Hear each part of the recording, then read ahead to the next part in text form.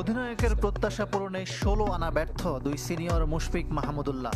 অভিজ্ঞতার মূল্য দেওয়ার পরিবর্তে দুজন দলের বোঝা হয়ে উঠছেন বলে মনে করেন অনেকে। বিপিএলও ভালো করতে পারেননি মুশফিকুর রহিম। চ্যাম্পিয়ন্স ট্রফিতে তাকে নিয়ে বড় প্রত্যাশা থাকলেও ভারতের বিপক্ষে 0 আর নিউজিল্যান্ডের বিপক্ষে আউট হয়েছেন মাত্র 2 রান করে। শেষ 5 ওয়ানডেতে পাননি 50-র দেখা। প্রায় 2 দশক আন্তর্জাতিক ক্রিকেট খেলা মুশির আউটের ধরন নিয়েও প্রশ্ন উঠেছে। দলের 3 উইকেট যাওয়ার পর সুইপ শট দেখে অবাক ধারাভাষ্যকার ইয়ান স্মিথ।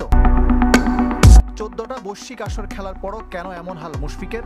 আয়নায় নিজের চেহারা দেখছেন তো MR15।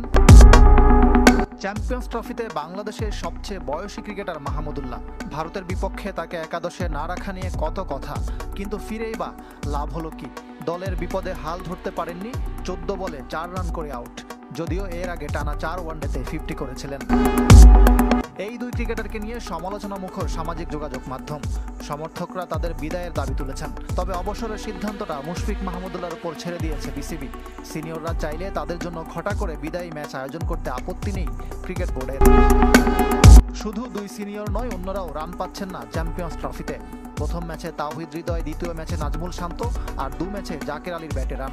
বাকিদের ব্যর্থতায় দল হিসাবে ভালো করতে পারছে না বাংলাদেশ। কিউইদের বিপক্ষে 300 বলের 180 বলে ডট খেলেছে ব্যাটাররা।